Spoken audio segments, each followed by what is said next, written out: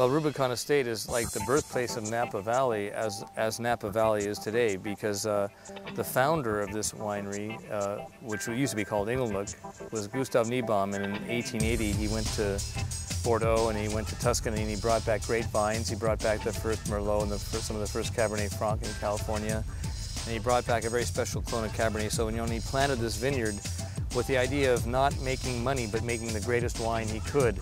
If you look at the people who've been running this estate, it's an illustrious list of great wine people who have loved this industry and helped to promote all aspects of it.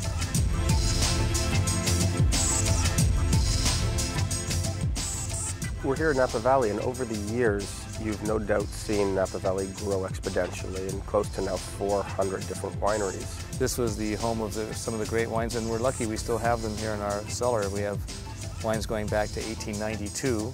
Francis has actually tasted one with Robert Mondavi, and that was his inspiration later on in 1977, when after he'd lived here for 2 years. That was his inspiration to make wine, and this has developed out of it.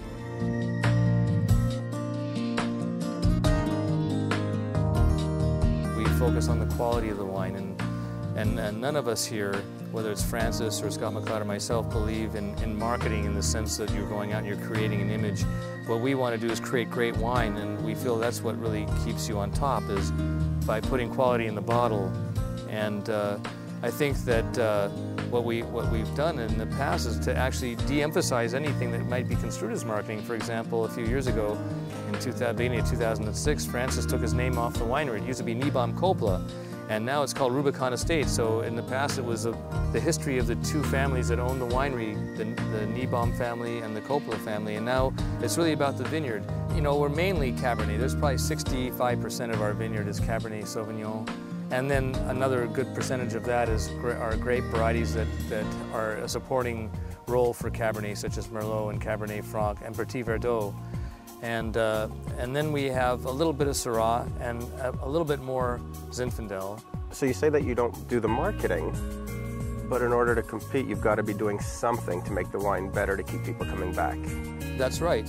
And I think, you know, there's been a lot of investment in the winemaking here, and in improving the winemaking facility, and in thinking very thoroughly by all of us, by Francis and by Scott McLeod, on how to improve the wine, what will work.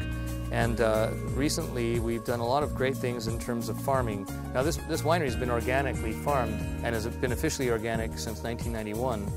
But today what we found is that the things that we've come to use in the 40 years, like the tractors and the diskers, they might have an impact, a negative impact that we weren't aware of on the vineyards. So now we plant grasses, and if you take a walk through our vineyards, you'll see we still have grass that isn't taken out. It's used like a mulch. We mowed it down, we let it grow. That allows the soil to be more open, and it allows for more microbiological activity in the soil. And what we find is the vineyard is more alive, and the flavors and the fruit are more intense. I see that you've removed the label, which used to have an etching, right. Well, a hand-drawn picture of the estate. It had this. There you go. And now you've gone to, I guess, right in the glass. There's no label whatsoever, and it's raised glass.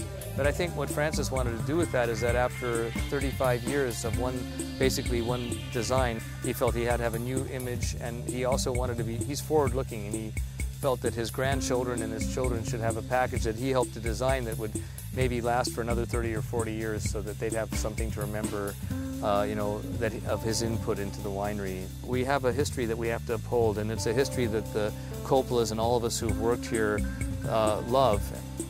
Larry, to be able to take the time and spend an afternoon with somebody of your talent and knowledge, it's an absolute pleasure. I want to thank you so much. Thank you very much, Jody. Here, cheers to an incredible bottle of wine. Thank you.